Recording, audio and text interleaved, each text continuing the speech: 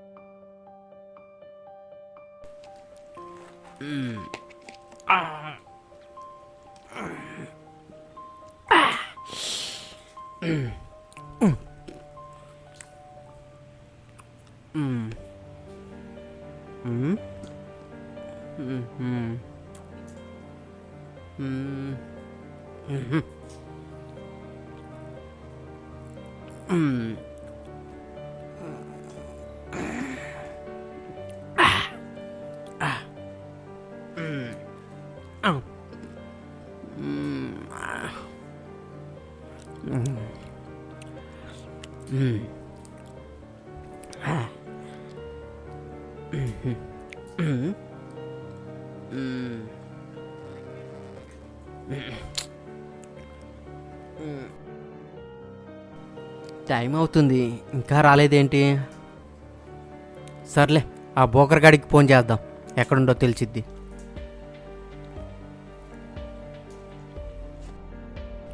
Hello, చెప్పండి sir. డబ్బులు ముందే పంపించాను కదా, ఇంకా రాలేదేంటి? ఉన్న మూడు కాస్త దొబ్బేటట్టుంది. ఇదిగోండి సార్, వచ్చేసాం. మీ ఇంటి గైడ్ బయటే ఉన్నాం. మీరు ఒక్కసారి ఫోన్ పెట్టేయండి, మీ ముందే ఉంటాం. సర్లే, ఫోన్ పెట్టి తొందర రండి. వచ్చినట్టున్నారే.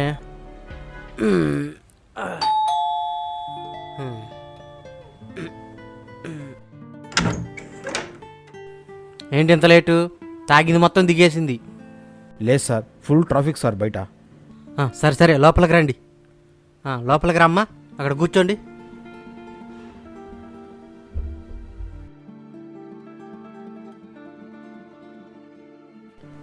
సార్, ఈ అమ్మాయి పేరు మల్లిక. ఈ మధ్య ఈ ఫీల్డ్ కొత్త. సరే, కొంచెం జాగ్రత్త చూసుకోండి సార్. అట్లానా? సార్, అలాగే నాకు ఒక చిన్న పెగ్గిస్తే వేసుకొని బయలుదేరతా. యో, ఇప్పటికే ఉన్న మూడు దెబ్బేటట్టుంది. నీకు డబ్బులు ఇచ్చాగా, బయటికి వెళ్ళి తాగు. సరే సార్, జాగ్రత్త సార్.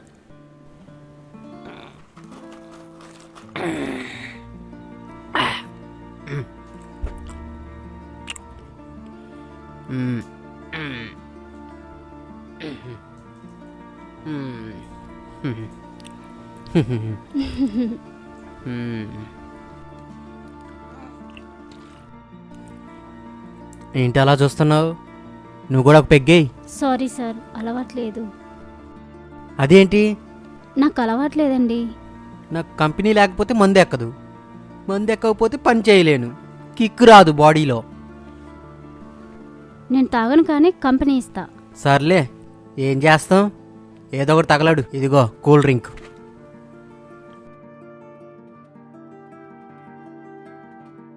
అస్సలు నిన్ను కాదు, ఆ తీసుకొచ్చిన బోకరగాడిని అనాలి. ఇలా చప్పచప్పగా ఉండేవాళ్ళంటే నాకు అస్సలు నచ్చదు. అసలు ఫిగర్ అంటే ఎలా ఉండాలో తెలుసా? అసలు అమ్మాయిని చూస్తే ఎలా ఉండాలంటే, ఆమె కళ్ళను చూస్తేనే కైపెక్కిపోవాలి. సర్లే, కంపెనీ ఇవ్వు. Cheers.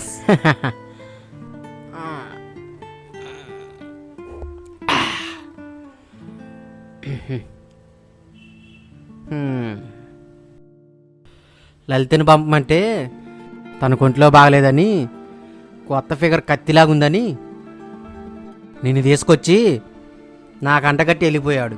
నిన్ను ఫోటోలో చూసి బాగా టెంప్ట్ అయ్యాను, అందుకే ఓకే అన్నాను. బట్ నిన్ను ఇలా చూస్తుంటే ఒక అందమైన శవంతో సరసాలాడటానికి వచ్చినట్టు అనిపిస్తుంది. చచ్చే, నిన్ను చూస్తే నా మూడంతా దొబ్బింది.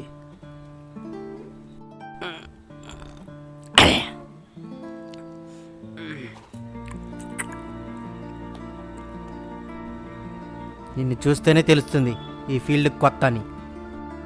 అసలు కస్టమర్ని ఎంత బాగా సుఖపెట్టాలో నీకు అది తెలుసా లేదా? లేదంటే చెప్పు, నీ బదులు ఇంకో ఫిగర్ని పంపమని చెప్పి ఇప్పుడే ఫోన్ చేస్తాను. లేదు సార్, ఈరోజే ఇలాగా ఉన్నాను. మీకు ఇచ్చే సాటిస్ఫాక్షన్లో ఎలాంటి లోటు రాకుండా చూసుకుంటాను సార్. నన్ను నమ్మండి సార్. హ్మ్.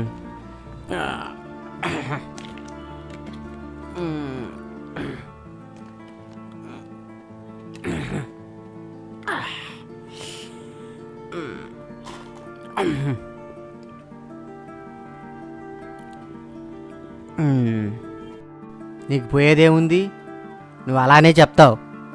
సాటిస్ఫాక్షన్ లేకపోతే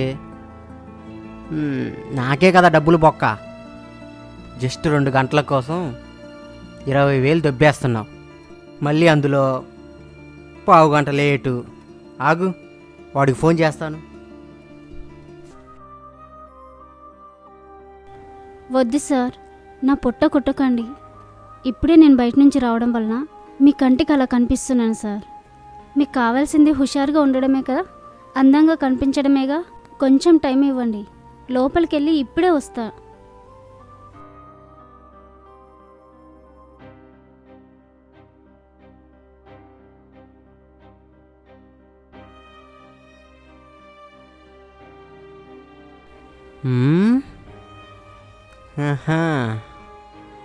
వావ్,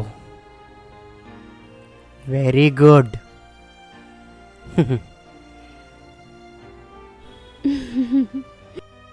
సార్ ఇప్పుడు బాగున్నానా? పర్లేదు, ఇంతకు ముందు కంటే బెటరు. అయినా ఇంతలోనే అంతలా ఎలా చేంజ్ అయ్యావు? అలాగా సార్, మ్మ్. అవన్నీ తర్వాత చెప్తా, కానీ ముందు మ్యాటర్లోకి రండి సార్. ఆగాగు. ఒక్కసారిగా గేర్ మార్చేయమంటే ఎలా? పని చేయటంలో ఒక్కొక్కరిది ఒక్కొక్క స్టైలు. నేను పనిలోకి డైరెక్ట్గా దిగను. సరదాగా మాట్లాడుకుంటూ మెల్లగా సరసంలోకి దిగుతాను. మంది ఎక్కటానికి ఇంకా టైం ఉంది. నువ్వు ఈలోపు మందు పోస్తూ మాటలు కలుపు.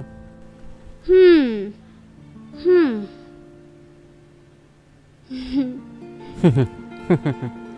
మ్మ్. హ్మ్. హ్మ్.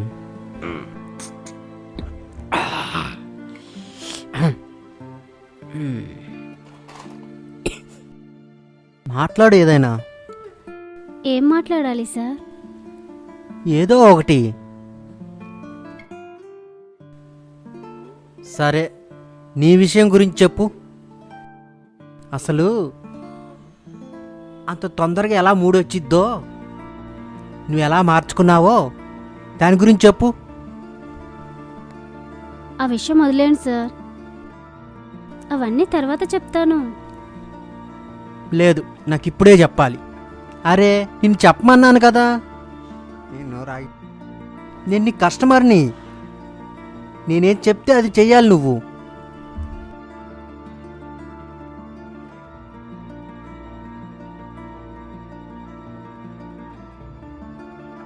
ఇప్పుడు అవన్నీ ఎందుకు సార్? సరే, నీ గురించి చెప్పు. ఎందుకు చేస్తున్నావు ఈ పని? అవసరం సార్, అవసరం. అవసరం మన చేత ఎలాంటి పనైనా చేపిస్తుంది. నీకు అన్ని అవసరాలు ఏమున్నాయి? డబ్బు సార్, అర్జెంటుగా లక్షల్లో డబ్బు అవసరం ఉంది సార్. దానికోసం ఈ వేషం వేయడానికి సిద్ధమయ్యాను. హ్మ్.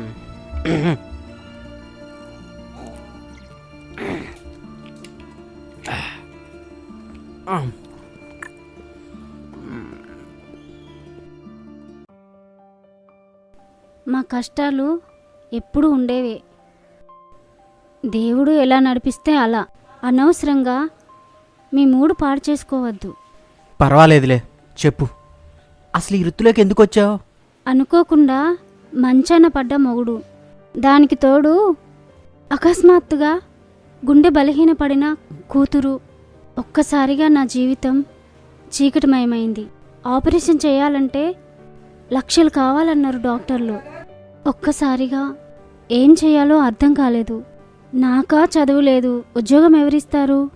ఒకవేళ ఇచ్చినా వచ్చే అరాకొర జీతాలు మా వాళ్ళ మందులకే సరిపోవు. అప్పుడే చదువుతో సంపాదించలేనిది అందంతో సంపాదిస్తే ఎలా ఉంటుందనే ఆలోచన వచ్చింది. అలా ఆపరేషన్ కోసం కావలసిన లక్షల్లో డబ్బు తక్కువ కాలంలో సంపాదించాలంటే ఈ పని ఒకటే మార్గం కనిపించింది. ఈ పని చేయటం తప్పనిపించట్లేదా? లేదు సార్, నేనెవరిని మోసం చేయట్లేదు. నా కుటుంబం కోసం నేనే మోసపోతున్నాను. ఒక్క మొగుడున్న నీకు రోజుకొక రంకు మొగుడుతో పడుకోవటం కష్టంగా లేదా? మొదట్లో నేను చేసేది పాపం అనే బాధ ఉండేది. అది పోగొట్టుకోవడం కోసం ఎలా అని ఆలోచిస్తే ఒక ఆలోచన తట్టింది. ఏంటది?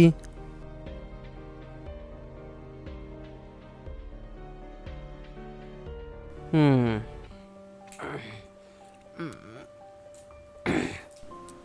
నేను శృంగారం చేస్తున్నంతసేపు అవతల వ్యక్తిని రంకు మొగుల్లా కాకుండా నా అసలు మొగుల్లా ఊహించుకుంటాను.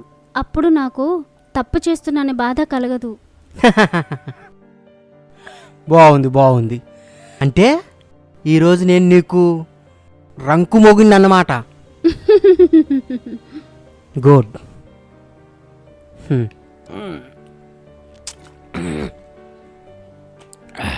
అయితే మరి ఈ పాటికి బాగానే కూడబెట్టుంటావే.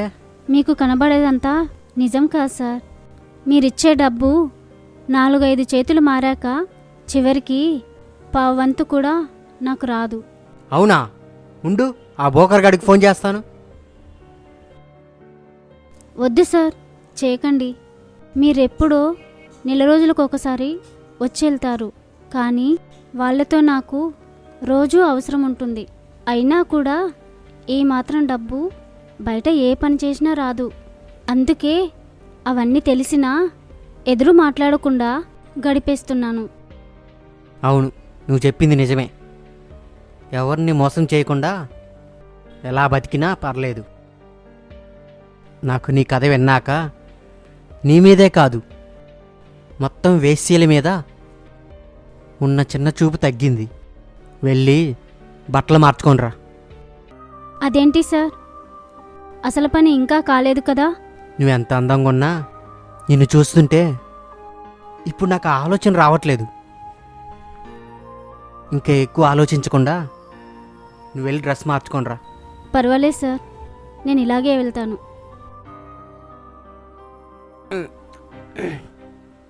ఇదిగో, ఇవి తీసుకో. ఇదేంటి సార్, నాకు పేమెంట్ ముందే ఇచ్చేశారు.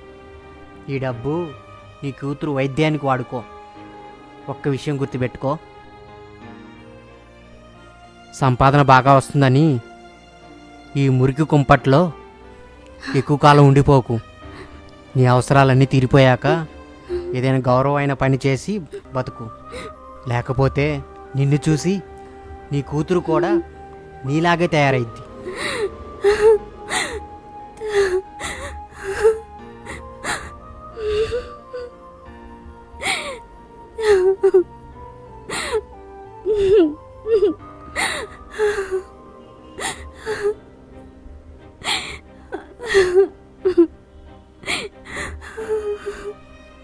బయలుదేరి వెళ్ళు.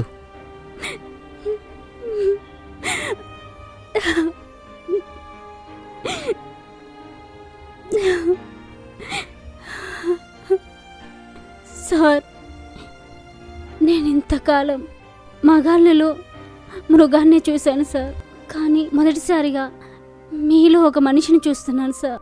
వెళ్ళొస్తాను సార్.